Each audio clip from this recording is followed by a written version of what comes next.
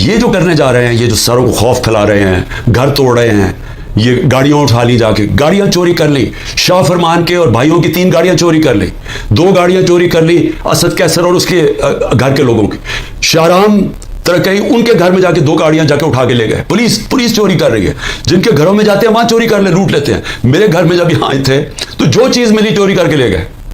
تو کیا ہم اس کو قبول کریں گے اور خوف کے سامنے جھک جائیں گے, یا ہم ایک زندہ قوم کی طرح کھڑے ہوں گے؟ یہ جو اس وقت خوف پھیلایا جا رہا ہے, میں آپ کا مقصد اس کا بتا دوں.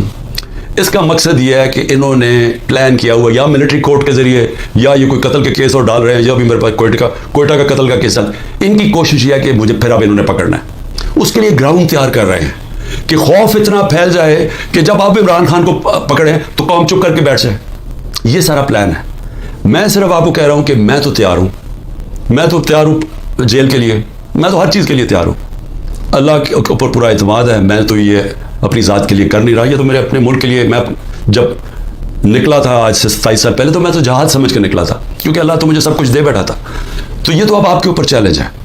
کیا آپ نے چپ کر کے ظلم ہونے دینا اپنے اوپر اور اپنا مستقبل ختم کرنا ہے, یا آپ نے پرامن احتجاج کرنا ہے اور سب نے مل کے کرنا ہے کہ یہ ظلم ہمیں قبول نہیں, ہم آزادی چاہتے ہیں, ہم حقیقی جمہوریت چاہتے ہیں. حقیقی جمہوریت کا مطلب حقیقی آزادی چاہتے ہیں. ہم کسی صورت کسی ظالم کے سامنے سر نہیں جھکاتے. اور جب یہ قوم نے فیصلہ کر لیا, کوئی ظالم نہیں آپ کے سامنے کھڑا ہو سکتا. وہ صرف تب تک کھڑا ہوتا ہے جب وہ سمجھتا ہے کہ آپ خوف کے بت کی پوجا کرتے ہیں. جب تک اس کے سامنے جھکے رہیں گے وہ آپ کے اوپر حاوی رہے گا. جب قوم یہ بت توڑ دے گی, قوم آزاد ہو جائے گی, اور آزاد قوم ہی خوشحال ہوتی ہے. آج اچھے صحافی باہر بھاگ گئے. ارشد شریف کو شہید کیا, صرف اس کی باتیں نہیں پسند آ رہی تھیں.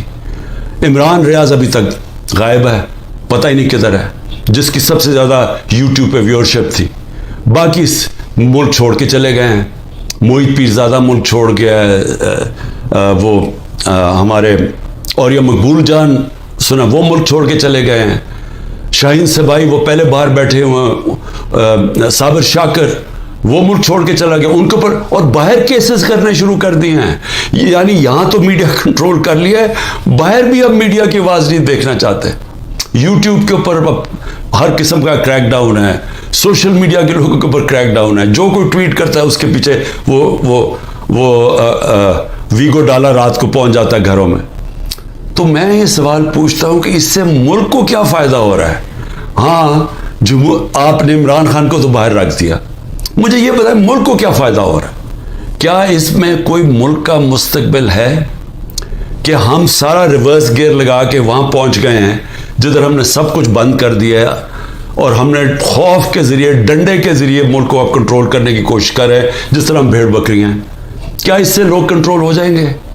کیا ہمارا یہ خیال ہے کہ یہ جو ہم اب جس طرف لے کے جا رہے ہیں کہ پاکستان کے بڑے بڑے نامور ڈاکو اوپر ملک کے بیٹھ گئے ہیں اور قوم کو کہیں کہ جناب یہ ہم نے فیصلہ کیا, یہ بیٹھے ہوئے ہیں اور اب آپ نے ان کی جس طرح بھی الیکشن جیتے ہیں بس آپ نے ان کو قبول کرنا ہے.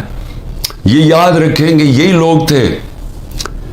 لوگ تھے جن کو جنرل مشرف نے جب اپنا مارشل لاء لگایا 99 میں تو ساری قوم کو بتایا کہ ان دونوں پارٹیز نے کتنی کرپشن کیا ہے.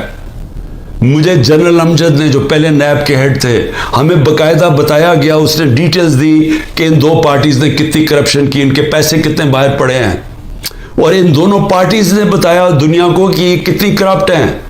سر محل کا نواز شریف نے بتایا کہ وہ سر محل میں یہاں سے پیسہ چوری کر کے گیا.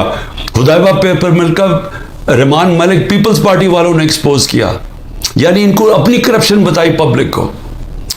پھر جنرل مشرف ان کو NRO دے دیتے ہیں, یہ واپس آتے ہیں, 10 سال پھر بیٹھتے ہیں, ان کے اوپر اس دور میں کرپشن کیس بنتے ہیں.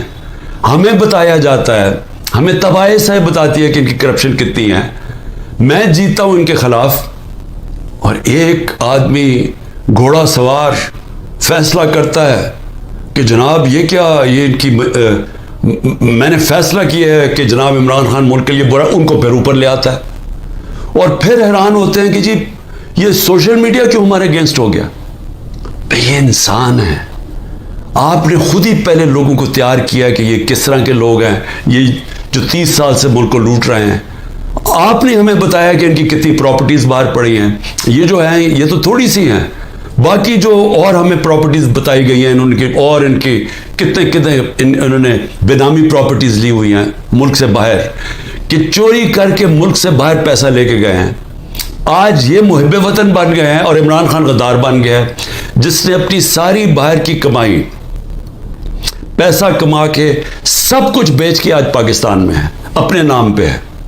وہ غدار ہے, اور جنہوں نے چوری کر کے پیسہ ملک سے باہر 30 سال سے بھجوا رہے ہیں, حدیبہ پیپر مل سے شروع کریں, ان کے اوپر ڈاکیومنٹریز بنی ہوئی ہیں. بی بی سی نے بتایا انہوں نے کتنا پیسہ چوری کی, یعنی ان کی چوری کے اوپر باہر کے اوپر مضمون لکھے ہوئے, کتابوں کے اندر ان کی چوری کا مینشن ہے. اسے آپ سیدھا کریں گے. دیکھیں میں آخر میں اپنی قوم سے مخاطب ہوں. دیکھیں جس طرف ہم نکل رہے ہیں, مجھے اپنی قوم کے اوپر مجھے یہ خوف ہوا ہے کہ ہم اگر قوم بحثیت قوم کھڑے نہ ہوئے, ظالم حکمران کے خلاف کلمہ حق پڑھنا, یہ اللہ کو وہ چیز پسند ہے جو سب سے بڑی کوالٹی. کیوں پسند ہے اللہ کو؟ کیونکہ جب آپ ظلم کے سامنے سر جھکاتے ہیں آپ غلام بن جاتے ہیں. جب آپ ظالم کے سامنے کھڑے ہوتے ہیں, ظلم کے سامنے اپنی آواز بلند کرتے ہیں, اس کو جہاد کہتے ہیں. اور جہاد کیوں اللہ نے جہاد کو اتنا بڑا رتبہ دیا اسلام میں؟ کیونکہ آزادی کے لیے آپ کرتے ہیں, کیونکہ اللہ کو پتہ ہے کہ آزاد انسانی کا پرواز اوپر ہے. میں نے آپ کو مثال دے دی کہ وہی لوگ ایسٹ جرمنی ویسٹ جرمنی آزاد لوگ اوپر چلے گئے, دوسرے نیچے چلے گئے. وہی کوریا کے اندر north Korea south Korea, north Korea dictatorship وہ نیچے چلے گی, وہ خوشحال ہو گئے.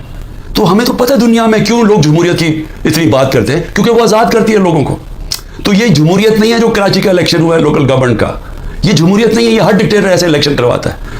ہمیں ملک کے لیے سب کو فیصلہ کرنا پڑے گا کہ کیا ہم نے یہ ظلم کا نظام قبول کر کے اور اس سے ڈر کے ہم نے گھروں میں بیٹھ جانا ہے اور یہ ظلم ہونے دینا ہے, تو یہ سمجھ جائیں کہ اس ملک کا کوئی مستقبل نہیں ہے. یا ہم نے پرامن, اور میں نے آج 27 سال سے کہہ رہا ہوں کہ شہری ہمیشہ پرامن احتجاج کرتے ہیں, شہری ہمیشہ حق کے لیے کھڑے ہوتے ہیں. زندہ قومیں اپنے حقوق کے لیے کھڑی ہوتی ہیں, زندہ قومیں انصاف کے لیے کھڑی ہوتی ہیں, کیونکہ انصاف کے ساتھ ہی آزادی آتی ہے.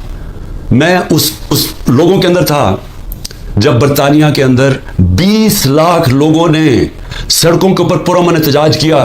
میں اس احتجاج میں شامل تھا 2003 میں, جب انہوں نے کہا کہ عراق کی جو جنگ ہے جو برطانیہ شرکت کر رہا ہے یہ ناانصافی ہے عراق کے لوگوں سے.